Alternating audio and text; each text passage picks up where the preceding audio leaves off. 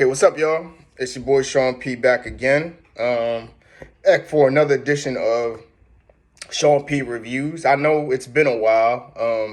There's been a lot going on lately, so I haven't had a chance to come back and do some reviews. So we're gonna start up talking about music once again, and we've got a big name artist, definitely a big name in our group. Hip Hop Roundtable that we talk about a lot. I would say a fairly big artist in the hip hop game today, and that's one Freddie Gibbs. He's come back with his new album, Sold Separately. Uh, Kind of a surprise, not a surprise. He was coming this year at some point. We knew he was off the heels of his classic successes from Bandana to Alfredo. So I've got a lot to say about this album. It came out yesterday. It's getting, I'm not going to say debate on the internet, but it's getting fairly good reviews. But at the same time, there has been some pushback from people on this album. So we're going to talk about all of that. So we're going to do what we do. Talk about what I like, what I didn't like, and we're going to go from where it is and from there. So Sold Separately, Freddie Gibbs, one of the top, I would say, top street MCs, maybe top artists in the game today. I mean, I thought at one point he was the best artist in the game, going back to Alfredo. Definitely 2020, he was up there, But this album was highly anticipated off the success of his other projects. So what stood out to me? All right, so what did I like? It was, they had some good vibe records on here. Freddie is known to do some of the down south kind of southern type of vibe type of records. Those were my favorite tracks on here. I did like some of the features, maybe more the trap features, but I didn't like some of the features as well. So what songs did I like? I would say Blackest in the Room. Definitely the Alchemist connection again. Definitely brought that street vibe to it. Even though it didn't have the bite of certain songs on Alfredo, it was still a dope record. You know what I mean? I definitely fuck with that. I actually like the Offset collabo, Pain and Strife. I think they did a good job together. It's nice. It's a light vibe record. It's not a hardcore trap record, or a trap joint that he did. This album mostly was somewhat more so of a light. The production was light. It wasn't so much a street heavy album or any dark records like he mixed in with Alchemist on Alfredo or mixed in on Bandana, but it definitely had its moments, So Pain and Strife was definitely cool. I like Zipper Bags, another good vibe record, with some hard cuts, with a nice, a smooth feel to it. I like that.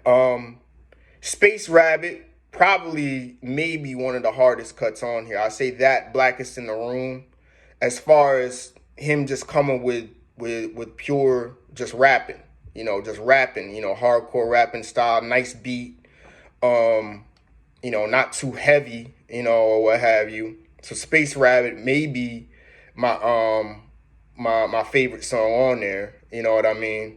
And probably the best record on here, I'd say between Space Rabbit and PYS. PYS is fire to me. That's a dope kind of down south, like kind of Houston feel, got a Houston feel to it. I definitely fuck with that record. That record's on repeat along with Space Rabbit. I'm definitely fucking with that. And I would say the album closed well. Gold Rings, which I didn't really feel at first, but it grew on me. And Pusha T's verse is fire. Pusha T really is making that claim for Artist of the Year. Just on another note, he may have had the hardest verse on this record. Definitely as a feature. He killed it on Games album. Of course, we all know about It's Almost Dry being one of the albums of the year. He definitely has made his claim as one of the best, if not the artist of the year, and he killed it on this. I like Grandma's Stove. Real personal, introspective record. You know what I mean? But kind of a dark beat. I think music brought a nice element to that at the end. And CIA, definitely I fuck with that record too. Definitely I fuck with that. Uh, Fire beat, smooth beat. It had a little bit of that Alfredo feel to it. And last, the track with Scarface, Decoded, that definitely closed out well. Like the album closed out like kind of like that type of bandana feel. You know what I mean? It closed out well with those last four cuts, definitely. So I would definitely recommend those cuts. Those are the cuts I have on repeat right now. So what didn't I like? Some of these songs just lacked energy, and a lot of the features lacked energy. I'll start with Too Much from Moneybagg Yo, which was the first single. My big criticism for this is that Moneybagg Yo is one of the hardest trap artists out there right now. Memphis trap is big. His team with Yo Gotti and them are doing big things. He could have come with a much harder banger, street banger, trap banger on this joint with Moneybagg Yo. Freddie has had better street bangers in the past, much harder street bangers. He's done joints for Gucci Mane. He's done it all. So this really Too Much just lacked energy. It was just like the beat was kind of flimsy. And if you're going for a radio play, I don't see that being this. No, I'm not a big fan of that. And then Lobster Omelet with Rick Ross has to be one of the laziest Rick Ross records in a while. Rick Ross usually brings it. His raps seemed off, his flow seemed off from Freddie's, and even though the beat was okay, kind of smooth, it kind of lacked energy. I mean, it was nothing like Ice Cream, the single they put out earlier, and definitely not like their track on Alfredo, which is classic to me. So I was not feeling that, and I wasn't feeling the No Pain, the Anderson .Paak and Raekwon joint. Anderson .Paak, rap wise, came off kind of corny on there. Raekwon was cool, but Raekwon is now, his style is kind of aging out. You know what I mean? Like he didn't say anything great on his verse. You know what I mean? Like in contrast to other Wu members, like Method Man is just crushing everything lyrically. Raekwon he did all right. You know what I mean? It was like a verse just to have on there. But Freddie had the best verse on the song. But I really wasn't, like, the beat was kind of iffy to me, kind of okay. But that song really wasn't all that. What was the one? Was it Kind Hearted was kind of slow. It's kind of a slow record, mid-tempo joint. And other than that, I really wasn't feeling it. The energy on this album was definitely off. And, it definitely was a slow down-tempo album. The best records on here were more vibe records more than anything. More like a PYS or a PYS was more like it, or the Offset record. Um, it really, it definitely was a step down in energy compared to his previous work and compared to his previous albums. So definitely there was something off on this album, even though it wasn't a bad album. You know what I mean? It was still a dope listen. It's just not the top of the level album out there. So there's that. And it's kind of, there is something to be left to be desired, because one, it lacks street energy. And some of he's almost now, being as personal and introspective, it's almost now Freddie's coming with the maturity play now, from all the trolling and the street stuff and the beefs that he's had. Now all of a sudden, he mentions his beef with Jeezy, like, and how now he's come to peace with that. Like, it's now all of a sudden he's maturing on this album, and I don't know how to really take that, because Freddie's usually aggressive. I don't give a fuck. Has a I don't give a fuck attitude, and the biggest miss that we haven't seen on this album is nothing about. I didn't hear anything about the Benny the Butcher beef. Nothing about the back and forth. Nothing about the incident getting jumped.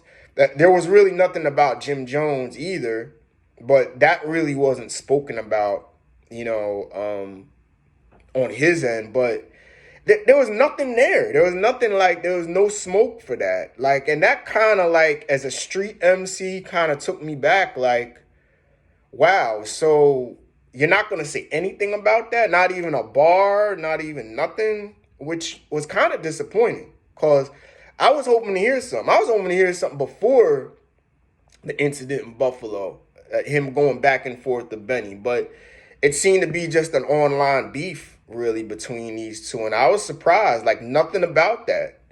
So, yeah, so there was definitely a lot to be left to be desired on this album. I'm still gonna go with. I mean, I want to say a 7.5, but I would probably go 8 out of 10. It's probably going to top out at about an 8 out of 10, but I don't see this being a top 5 album of this year. Maybe top 10. I could see it maybe being in the top 10, or a bonus album, like an honorable mention for the top 10. But it lacks energy. Some of the beats were smooth, were cool, but not the street energy, the street vibe, the aggressive tone from Freddie that we're used to. Kind of the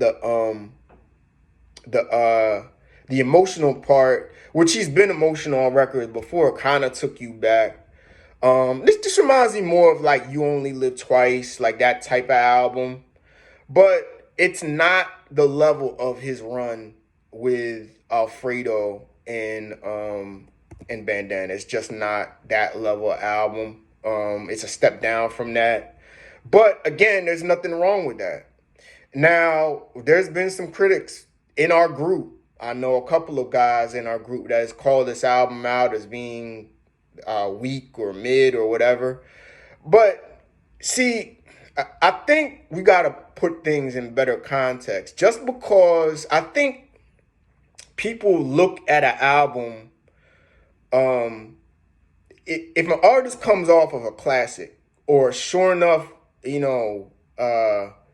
top of the line, fire album that's our album of the year, just because they don't put out an album that matches that level, or they come out with a dope album, doesn't make it trash, or doesn't make it bad. But people look at it that way because he set the bar so high on the last album. And I think we got to look at that. Like, just because you had an MVP season, and I don't know, you batted 350, you hit 52 home runs and how many RBIs, 140 RBIs, just because you have 32 home runs or bat, 310 or 280 and have 100 RBIs doesn't mean it's bad. It's still a good season. And that's the analogy I'll use with this album is it kind of, people looked at it like, well, it's not Alfredo and Bandana, so it's whack